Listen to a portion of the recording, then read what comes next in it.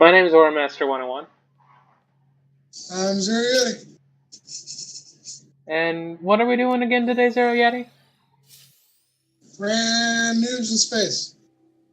Random noobs in space. And what's today's planet? I don't know. It's Mercury. Okay. Whatever you say, boss. You're the one who said it was Mercury! Whatever you say, boss. I hate you. Mercury is named after the Roman messenger of the gods.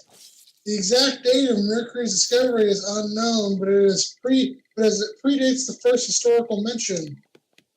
One of the first mentions being held by the Sumerians around 3000 BC. Those darn Sumerians. Those are the oldest planets to ever be discovered. Mercury is also the most cratered planet in the solar system. Unlike many other planets which have self-healed through natural geologic processes, the surface of Mercury is so covered in craters that it has been unable to fully repair itself, as it's constantly being pelted by meteors every day. Aw, poor Mercury.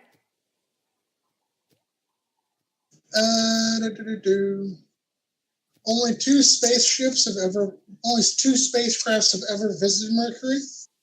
Owing to its proximity to the Sun, Mercury is a difficult planet to visit. During 1974 and 1975, Mariner 10 flew by Mercury 3 times. During this time, they mapped just under half the planet's surface. On August 3, 2004, the Messenger probe was landed on the Cape of Canaveral Air Force Station, was the first spacecraft to ever visit since the mid-1970s. The 1970s were a strange time indeed. Another reason Mercury is so pelted with asteroids and comets is because Mercury is just 38% has just 38% of the gravity of Earth, which is too little to hold onto what atmosphere it has. So its atmosphere just keeps getting blown away by solar winds. So with no atmosphere, there's nothing to break up or burn up the meteors on their impact. So any small thing can just hit Mercury. Oh no! Poor Mercury-chan. Mercury has a molten core. In recent years, scientists from NASA have come to believe the solid iron core of Mercury could in fact be molten. Normally, the core of smaller planets cools rapidly, but after intensive research, the results were not in line with those solid core. Scientists now believe the core contained a lighter element such as sulfur, which would have allowed melting temperature of the core material. It is estimated Mercury's core makes up 42% of its volume, while Earth's only makes up 17%. Let's take the core and go. Mercury's core may also be molten due to the fact that Mercury is the second hottest planet in the solar system. One could say it is. Than the Sun, Venus experiences higher temperatures due to its intense atmosphere. The surface of Mercury, which faces the Sun, sees temperatures of around 427 Celsius, which let's do Celsius to Fahrenheit. Whoa, Jesus Christ. Did you die? No, not yet. There's a guy spitting acid at me! You dingus. So around 800 degrees Fahrenheit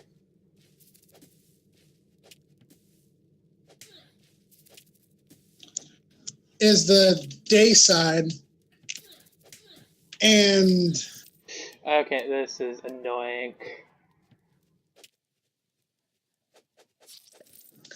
The night side reaches a balmy negative 173 degrees Celsius or negative 279 degrees Fahrenheit.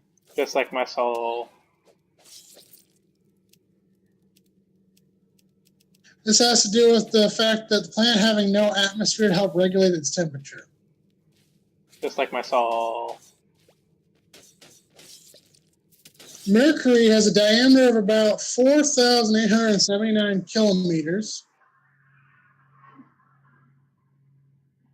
So she. Or, continue. So she thick? No. Aww. No, she ain't thick. Because that is only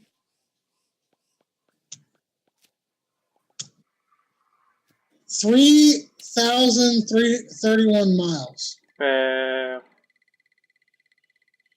I've driven further than that. Most vehicles have driven further than that. Isn't that like the distance to Ponca? I doubt it. Because we're both locations. Mercury does not have any moons or rings. An average day on the surface of Mercury lasts 176 Earth days, yet a year only lasts 88 days. So Mercury's year is shorter than its day. That's a little weird. Mercury is the smallest planet in the solar system, which I've already mentioned. Yep. But Mercury is the second densest planet. Even though the planet is small, Mercury is very dense. Each cubic centimeter has a density of about 5.4 grams, with only the Earth having a higher density. This is largely due to Mercury being composed of many heavy metals and rocks. Last random fact about Mercury, it has wrinkles. As the iron core of the planet cooled and contracted, the surface of the planet became wrinkled. Scientists have named these wrinkles the Lorbote scarps. These scarps can be made up to a mile high and hundreds of miles long.